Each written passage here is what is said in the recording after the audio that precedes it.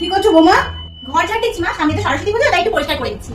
তোমার হাতে ঠিক পরিষ্কার হয় না। পরিষ্কার তো করতে আমার মেয়ে টুসি, একদম চকচকে তকতকে, মুখ দেখো তো আয়নার মতন পরিষ্কার।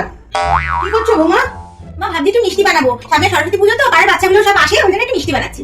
তোমার হাতে মিষ্টির কোনো স্বাদ নেই, মিষ্টি তুমি ভালো বানাতে পারো না। মিষ্টি তো বানাতো আমাদের টুসি, পুজোর পরেও মুখে লেগে থাকতো, পাড়ার বাচ্চারা রোজ দুবেলা আসতো খেতে।